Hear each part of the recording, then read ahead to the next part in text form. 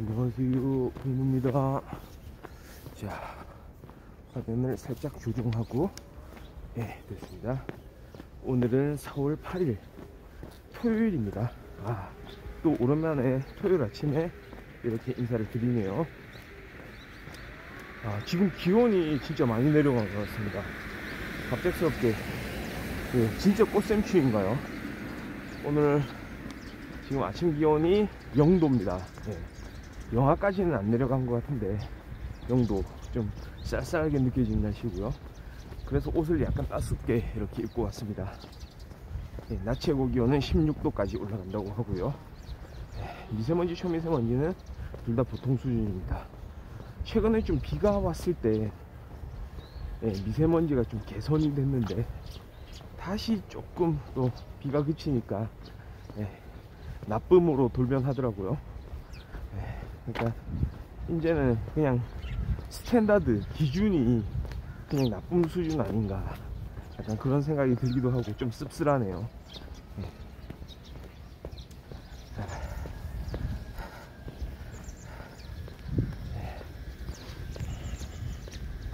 그런 씁쓸한 마음을 조금 간직한 채 오늘도 어김없이 토요일 방송 시작하겠습니다. 요즘에 본능홍보 방송을 일주일에 2번으로 이제 바꿨는데요. 수요일과 토요일 이렇게 진행을 하고 있는데, 살짝 좀 다시 또 조정하고 됐죠. 그럼에도 불구하고 걷기를 제가 그 이틀만 하는 건 아닙니다. 매일매일 아침에 걷고는 있어요. 근데 방송 자체에 좀 퀄리티로 생각을 하면서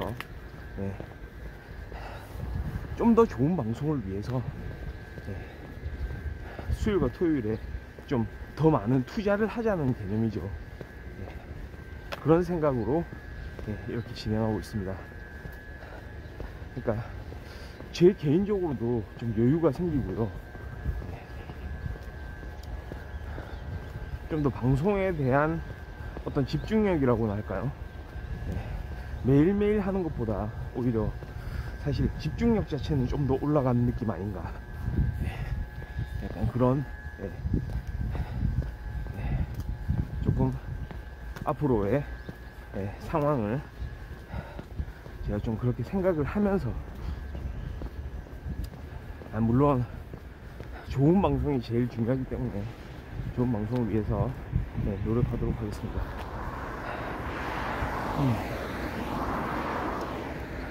자, 오늘도 제가 최근에 시청을 한 그런 컨텐츠 이야기를 좀 하려고 하는데요. 디즈니 플러스에 떴더라고요. 드디어 올라온 지 꽤 됐습니다. 바로 두구두구 올빼미라는 영화, 올빼미. 제가 이 영화를 처음 마주치게 된 건 TV에서 배우들이 이 영화 소개를 하는 어떤 기자회견 장면이 있잖아요. 거기서 처음 봤는데요.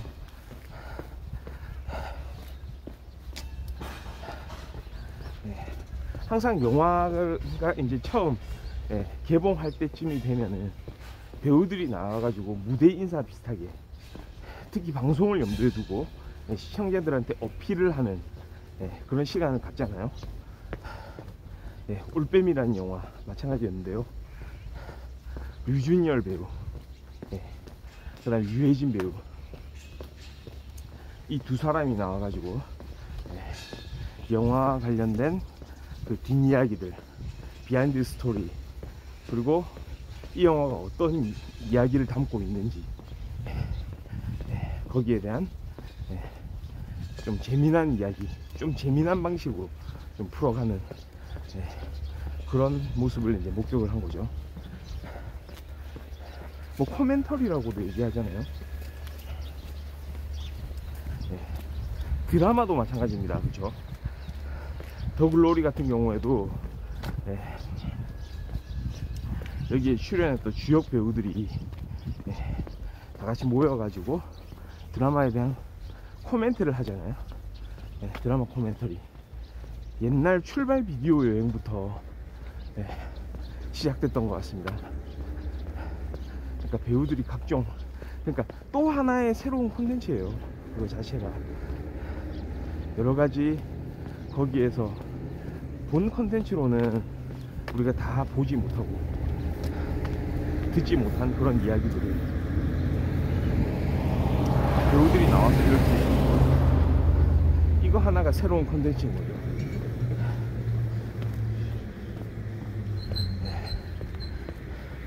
그래서 좀 많이 새롭게 재밌게 보기도 하면서 영화에 대한, 아니면 또는 드라마에 대한 새로운 발견을 할 수도 있는 그런 게 바로 코멘터리 또는 방송 인사, 무대 인사 이런 게 아닌가 싶습니다.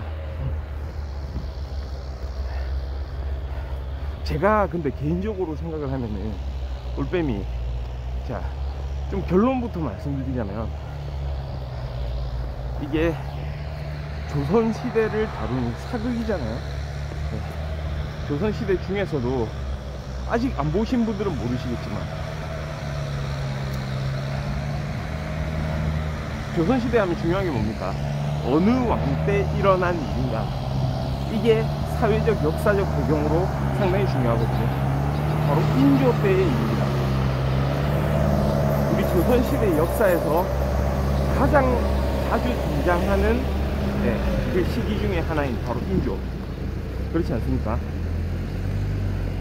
선조와 인조, 뭐 이렇게도 이야기할 수 있는데요. 태정태세 문단세, 예성인증 임명선, 광인은 수경여, 정승은 최고보수, 뭐 이런 식으로 우리 또 역대 조선의 왕들의 이름을 앞글자로 이제 이렇게 외우기도 하잖아요. 자, 선조가 먼저 그 전 세대, 한 세대뿐만이 아니고 여러 세대에 먼저 앞서갔던 왕이었고 임금이었습니다. 선조 때는 뭐가 있었습니까? 임진왜란이 있었죠.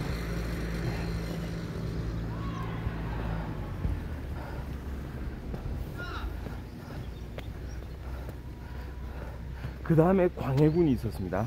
광해군 때는 뭔가 실리 외교가 있었죠. 그리고 그 다음에 인조입니다. 인조 때는 뭡니까? 병자호란과 종묘호란이 있었습니다. 문제는 바로 그 전쟁입니다. 임진왜란, 병자호란, 종묘호란, 이런 전쟁들. 한 시대의 전쟁을 맞이하게 되면 그 전쟁을 하는, 전쟁에 그렇게 관계하는 모든 사람들이 고통을 겪죠. 그건 기본적인 사실입니다. 그런데 그 안에서도 말하자면 정치 지도자, 가장 중심에 있었던 인물, 가장 큰 결정권을 가지고 있었던 인물들을 거기에 대해서 또 느끼는 바가 또 다를 겁니다. 임하는 방식이 또 다를 거예요. 자신의 포지션이 다릅니다. 그 전쟁을 어떻게 풀어가느냐에 따라서 사람들한테 어떤 평가를 받는지 정해지겠죠. 근데 그 평가는 사실은 본인 스스로가 내리게 되는 평가 보다는 중요하지는 않을 겁니다.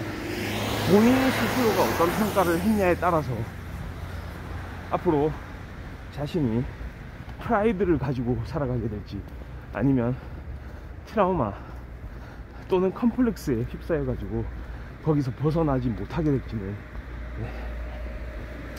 본인이 실제로 그런 위기 속에서 어떻게 대처해서 자신의 자리에서 이 나라를 위해서 어떤 일을 했는가에 따라서 결정이 나게 될 겁니다. 우리가 흔히 반정이라고 얘기하죠. 예, 광해군을 몰아내고 임금의 자리에 올랐던 이 왕이 사실은 그렇게 발언권이 있지가 않습니다. 조선시대는 성리학 사회죠. 또 다른 한편으로는 사대부의 사회, 사대부의 국가라고도 얘기할 수 있습니다. 이 사람들의 특징은 뭐냐면 뭔가 진짜로 현실에서 사람들이 사는데 필요한 거, 실리적인 거를 추구하기보다는 자신들의 어떤 기득권을 유지하기 위한 명분에 집착하는 경향이 강합니다. 그게 역사의 숨은 곳에서 많이 드러납니다. 특히 인조 같은 경우에는 광해군을 몰아내는 반정에 성공을 했죠. 근데 이걸 가만히 좀 지켜볼 필요가 있습니다. 그러면 이 사람은, 이 인조라는 왕은 아주 성공적입니다. 성공적이 왕입니다. 그러니까 왕이 침탈에 성공했기 때문에 아주 행복한가, 승리입니다. 이런 측면에서 지켜봐야 되는데 문제는 그 반대라는 거죠. 혼자서 반정에 성공할 수 없고, 사실은 그 반정을 일으킨 계획한 세력 자체가 그야말로 사대부들이죠. 말하자면 좀 더 거칠게 얘기를 하자면 사대부들이 인조를 데리고 와서 반정을 계획을 하고 성공했다고도 볼 수 있습니다. 물론 왕이라는 자리는 그만큼 중요한 자리이긴 합니다. 많은 권한을 가지고 있고요. 조선의 왕이란 건 많은 권한과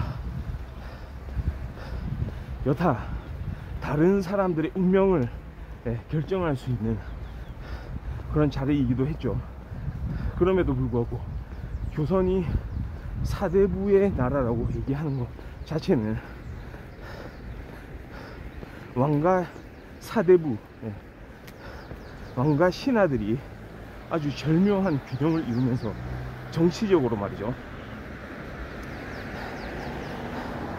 무조건 자기가 하고 싶은 대로 할 수는 없는, 아무리 많은 권력을 가진 사람이라고 하더라도 자기 혼자서 모든 것을 좌지우지할 수는 없다는 그런 환경을 이제 만드는 거죠. 거기에 플러스 그러니까 반정을 함께 일으킨 그 공신들이 있겠죠. 반정 공신들, 그 사람들의 눈치를 봐야 되는 그 상황에서 또 한편은 뭡니까? 명청조책이죠. 뭔가 조선은 말이죠, 임진왜란 이후에 명에 대한 뭔가 갚아야 되는 게 있는 것, 뭔가 책임질 게 있는 것, 뭔가 명을 좀 우러러보면서 뭔가 빚이 있는 것 같은 그런 마인드를 많이 갖죠. 그게 사실은 실제적인 것보다는 점점 더 이제 명분화됩니다. 그게 하나의 명분이다, 이게 절대적인 가치다 라고 이제 많은 사람들한테 받아들여지는 거죠. 그러니까 사실은 지금 현재 필요한 어떤 전략적인 선택은 따로 있는데도 불구하고, 그러니까 워낙에 그 시기에 금나라죠. 금나라가 떠오르게 되는데, 우리는 알고 있습니다. 역사의 결과에서 보면 명나라에서 청나라로 중국을 지배하는 세력이 교체된다는 사실을 알고 있지만, 그럼에도 불구하고 청나라는 오랑캐라는 인식이 많죠.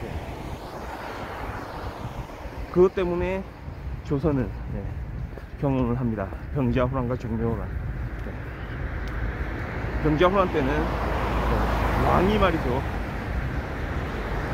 자신이 거주하는 그 궁을 비워줘야 됩니다. 궁에서 쫓겨납니다. 그 유명한 남한산성 있죠. 지금 현재는 남한산성 하면은 그 예터가 남아있고 요즘 사람들의 어떤 등산 코스로서 각광을 받고 있는,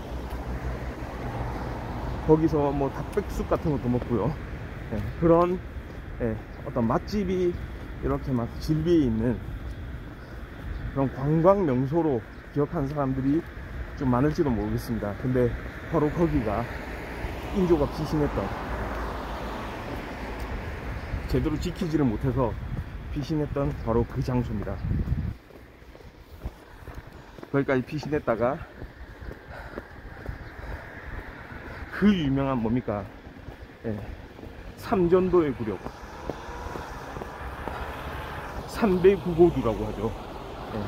3번 절하고 9번 머리를 땅에 찍는 것, 그런 굴욕을 당하면서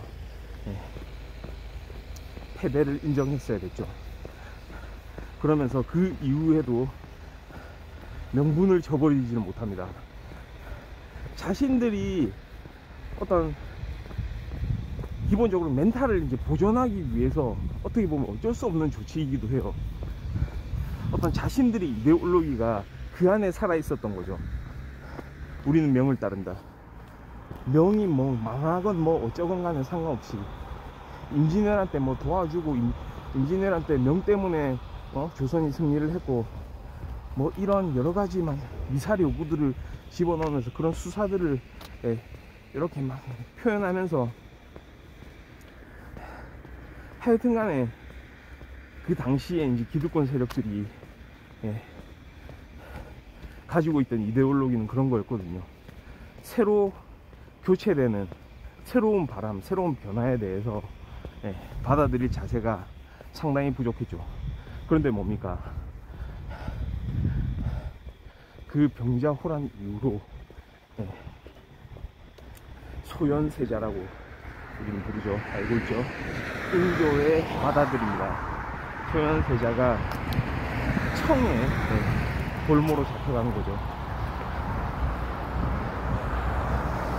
그리고 함께 그 강빈이라고 하죠. 소현세자의 부인입니다. 그러니까 세자빈입니다. 함께 청으로 붙들려갑니다. 그러니까 얼마나 이게 치욕적인 일이겠습니까? 그러니까 인조는 그때 그 심정을 고스란히 자신의 인생 내에서 계속해서 죽을 때까지 아마 간직하고 있었을 거예요. 내가 이렇게 머리를 조아리면서도 언젠가 이 복수를 하는 날이 올 것이다, 또는 마음만큼은 그 복수를 영원히 준비를 하겠다, 약간 이런 마인드, 그런 게 좀 느껴집니다. 그런데 제가 서두가 좀 길었네요. 영화에서는 이 소현세자와 강빈이 돌아오는 장면에서 시작됩니다. 그러니까 마치 이거는 생리별이죠. 소현세자와 강빈의 또 아들이 있습니다. 원손이라고 부르죠. 세자의 아들입니다. 세자의 아들 석철이가 나오죠. 석철. 근데 이 친구도 사실 심리적으로 좀 많이 불안을 겪고 있고 건강 상태가 좋지가 못합니다. 이런 이제 궁 안에서의 여러 가지 일이 일어나는 가운데 누굽니까? 바로 침술의 대가, 그러니까 어이가 있고 침술사가 따로 있는 것 같습니다. 눈이 잘 보이지 않는 이 유준열 배우가 연기하고 있는 바로 이 인물이 말이죠.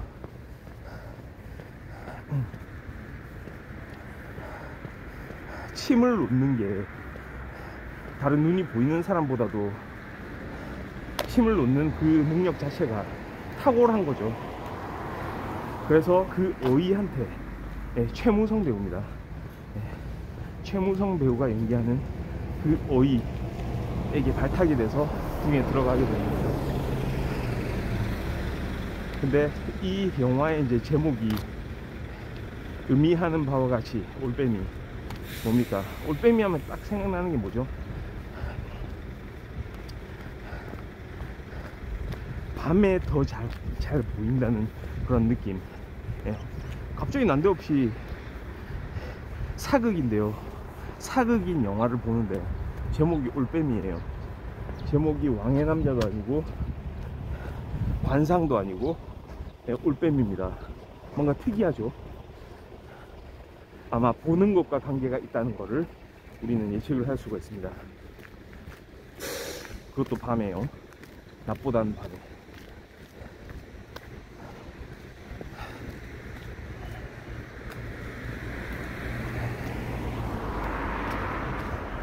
그래서 펼쳐집니다. 결국 우리가 역사를 이미 알고 있기 때문에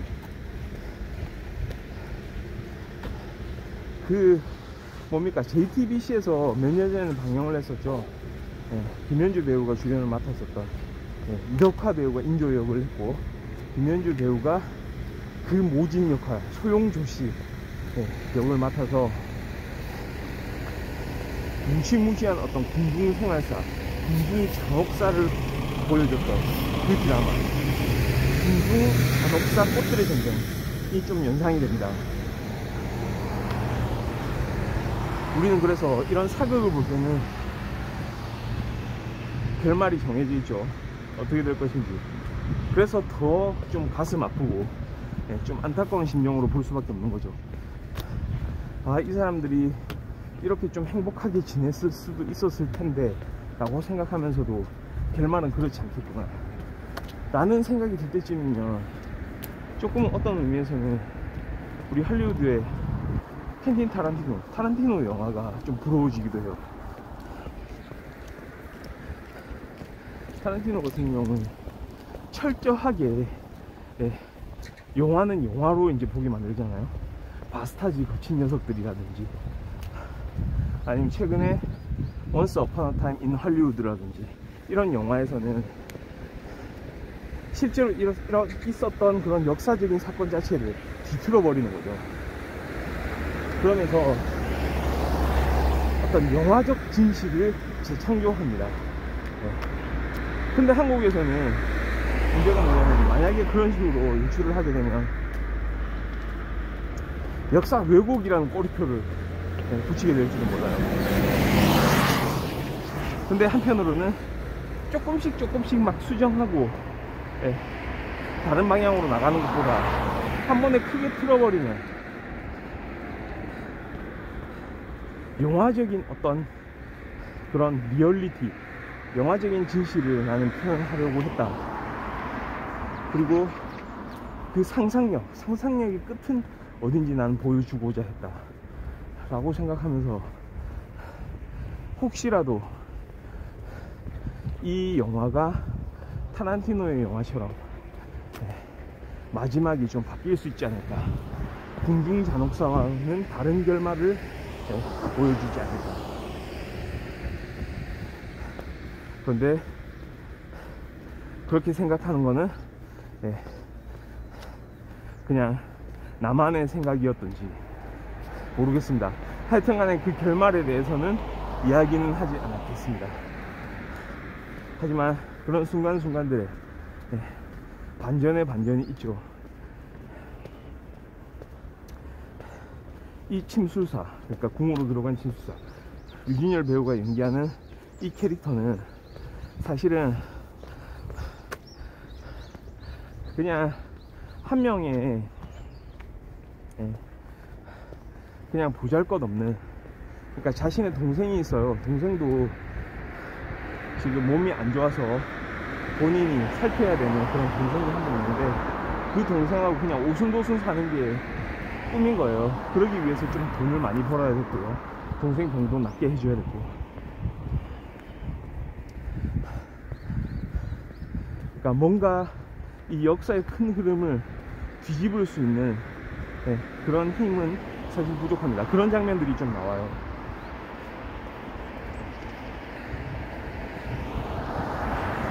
강빈이라는 사람이 있죠. 소현세자도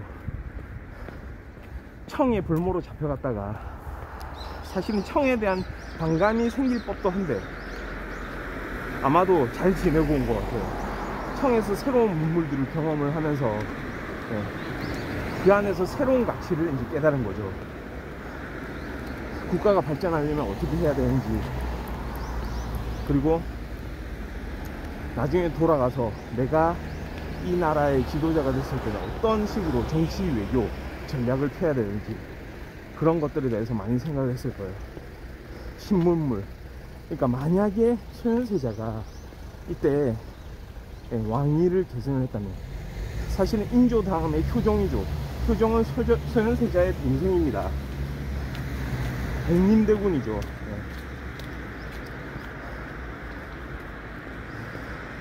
효종이 아니고 소현세자가 왕위를 이어받았다면 진짜 역사가 바뀌었을지도 모릅니다.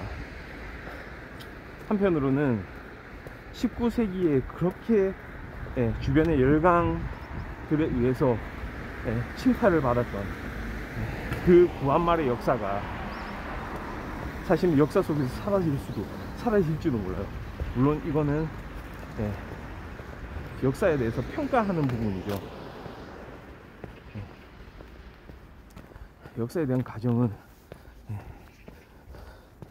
뭐 통하지 않는다고 얘기할 수도 있겠지만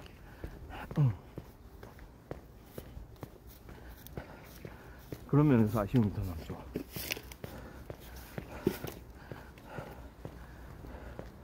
그러니까 이때 이제 소현세자가 같이 간 부인 세자빈이죠. 광빈 같은 경우에도 아주 여장부처럼 이제 그려지거든요. 할 말은 꼭 하고 옳고 그름을 잘 이렇게 구분을 하고 직원도 하고 우리가 나아가야 될 방향에 대해서 서슴없이 그 청사진을 보여주면서 소현세자하고 같이 진취적인 이런 사상을 가지고 있는 사람이죠. 그러니까 누구든 이 사람을 봤을 때는 이 사람이 생각하는 바를 이룰 수 있도록 같이 동참하고 싶어 합니다. 여기서 이 침술사도 마찬가지죠. 만약에 진실이 있다면, 그러니까 소현세자가 그렇게 죽어가는 그 과정에서의 어떤 진실을 본인이 알고 있다면 그 진실을 공개를 함으로써 정말 진실을 가지고 있는 쪽이 이기게 만들어야 되는데 현실에서는 그렇게 못한다는 거죠. 일개 소시민이기 때문에 그렇습니다. 힘이 없는 이 특히나 궁한에서는 누구한테 흔들릴지 모르기 때문에 자기 자신을 지키기 위해서 거짓을 연출할 수밖에 없는 그런 상황들이 이어지는 거죠. 그러니까 그런 갈등을 겪는 인물로 그려집니다.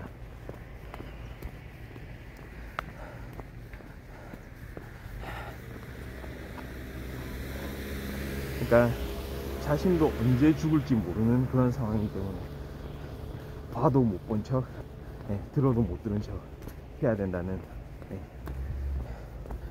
그게 하나의 명언처럼, 하나의 격언처럼 이렇게 이어져 나가는 거죠.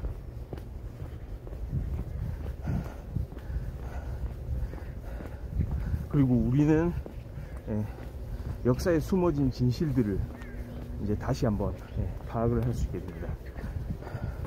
상상력의 나래를 펼쳐서 말이죠. 이 영화가 작년 말에 나왔어요. 2022년 말경에 나왔는데, 이 감독이 제가 이제 필모그래피를 살펴보니까 예전에 2005년도에 왕의 남자가 이준익 감독의 영화가 있었죠. 그 당시에 진짜 센세이셔널 하지 않았습니까? 이 영화가.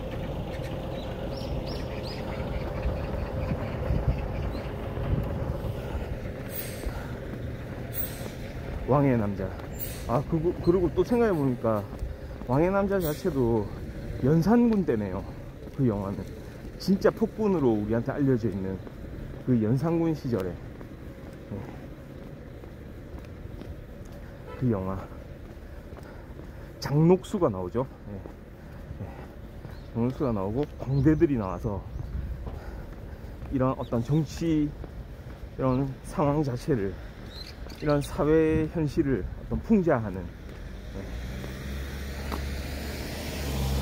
그런 진짜 어떤 유머와 해악을 섞어서 자신의 목숨까지도 걸어가면서 그런 비판적인 어떤 그런 정신을 보여줬던 그런 영화. 거기서 조연출을 했던 안태진 감독이었습니다. 그 영화 이후로 한 17년이 흘렀어요. 그동안 어떤 영화들을 만들었는지 사실 모르겠습니다. 중간에 다른 영화에도 관여를 했겠죠. 그리고 이번 영화에서는 연출을 맡았습니다. 그러니까 그런 어떤 느낌들이 좀 이어지는 게 있어요. 또 한편으로는 제가 좀 생각했을 때 관상이라는 영화 있잖아요. 한재림 감독의 영화죠. 관상하고도 좀 통하는 부분이 있지 않나, 이런 생각이 들더라고요. 특히 그 정서, 안타까운 정서. 관상에서도 그 주인공 송강호 배우가 겪게 되는 그런 여러가지 상황들이 나오잖아요. 억울하게 자신의 잘못은 아니지만 어떤 한순간에 어떤 운명적인 사건의 전개 때문에 그것 때문에 진짜 모든 걸 다 날려버리게 되는 그런 상황이 되는 그런 현실들. 그 플롯을 좀 이어온 것 같은 그런 느낌이 듭니다. 그러니까 좀 약간 이제 그런 의미에서 정서적으로 이제 좀 유사한 부분도 찾을 수 있고요.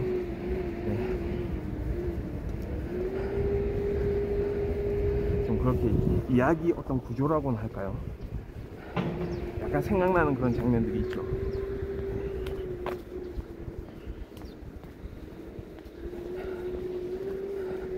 제가 관상을 제 사극 영화 중에서 가장 좋아하는 작품으로 이제 손꼽을 수도 있는데요. 가장 좋아하는 작품 중에 하나죠. 뭐 왕의 남자도 재밌게 봤고요. 근데 이 올빼미란 영화도 그 반열에 올릴 수 있을 것 같아요. 그러니까 사극은 별로 좋아하진 않지만 영화에서 다루는 사극, 저는 사실은 현대극을 더 좋아하긴 하지만 그래도 이런 좋은 배우들이 나와서 이런 어떤 강력한 이런 강렬한 이야기를 보여준다면 언제든지 저는 관람을 할 용의가 있습니다. 그리고 거기서 제가 느꼈던 그런 이야기들을 이렇게 방송을 통해서 또 한 번 되새겨보고 공개를 해드리도록 하겠습니다. 그래서 이 영화 올빼미, 이 배우들의 연기도 참 눈여겨볼 만하거든요. 여기서 나오는 또 최대감이 있죠. 최대감 영의정으로 나옵니다. 조성아 배우. 조성아 배우의 연기도 진짜 일품이에요. 진짜 정치인으로서의 모습 잘 보여주잖아요. 대행사에서, 드라마 대행사 말이죠. 진짜 막 온갖 권모술수를 막 다 쓰는 그런 악역으로 나왔었잖아요. 그러니까 그런 장면들 또 염두에 두면은 이 배우가 어떤 캐릭터를 연기하는지 참 관심이 가게 되는데요. 그러니까 이 사대부를 대표하는 이 조성아 배우가 맡은 이 최대감이라는 이 인물도 좀 더 관찰력을 가지고 깊게 들여다볼 필요가 있어요. 이 인물이 또 하나의 길을 쥐고 있습니다. 영화 내내 이제 보면은 세상에 믿을 사람 없다, 약간 이런 관점을 이제 이야기해 주기도 하고요. 어떤 그 역사의 그 장면 안타까운 순간을 일으키는 장본인이기도 하다는 거죠. 그렇습니다. 이 영화 올빼미 건너본부 방송을 보시는 여러분들한테 추천을 해드리면서 오늘 4월 8일 토요일 아침 방송 여기까지 하도록 하겠습니다.